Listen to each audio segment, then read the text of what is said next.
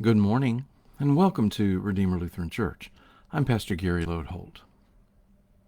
I have mentioned several times in these Pastor Gary Live moments that I like to ask people the question, if you could be there to witness any event in the life of Jesus, what would it be and why? I think our answers to that question help us learn the Bible story, to see each other more closely, and to open up new vistas of understanding about God and our faith.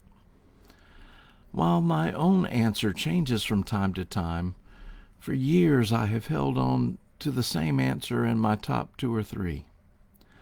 I would say, I would like to be walking down some dusty road behind Jesus and to hear him laugh. To witness the joy of God would be amazing.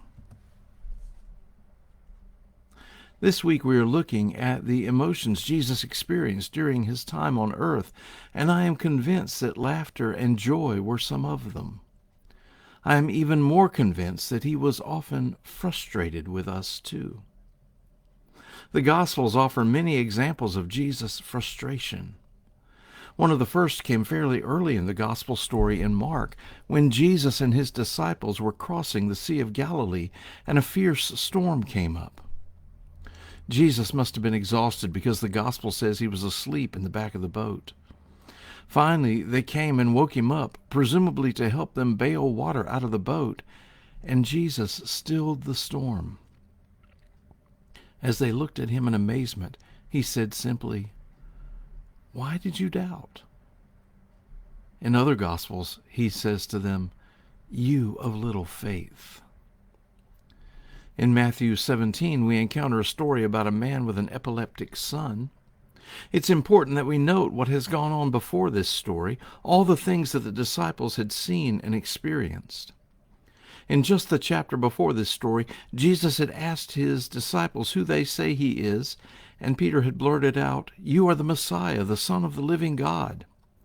And then when Jesus tried to spell out what that meant, that he would suffer and die, Peter rebuked Jesus, and Jesus told him, "Get behind me, Satan."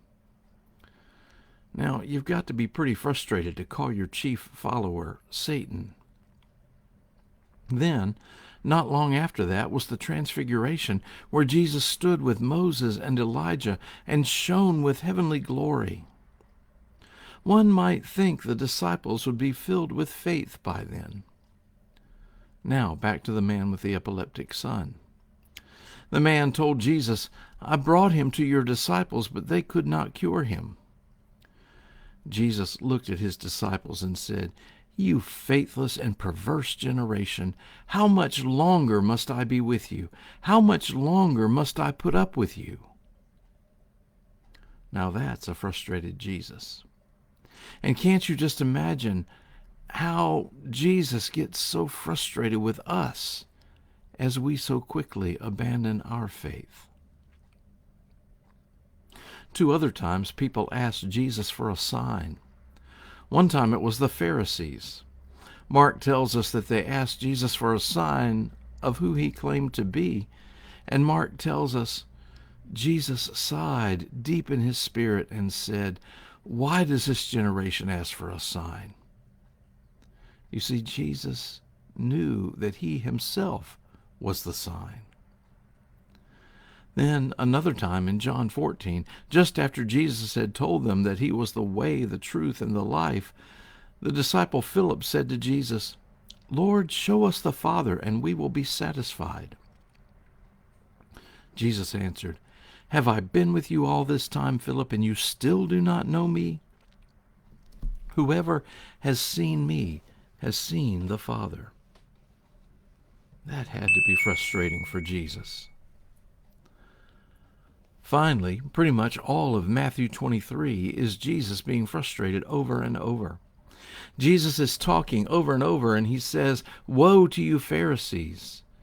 And most of it involves how they are failing to lead God's people into faith and instead putting impediments before them. Jesus often calls them hypocrites, and by the end of the chapter you almost get the sense that things have moved beyond frustration all the way to anger. We will talk about that tomorrow. But before we leave this topic, let's consider once again how we ourselves must frustrate God.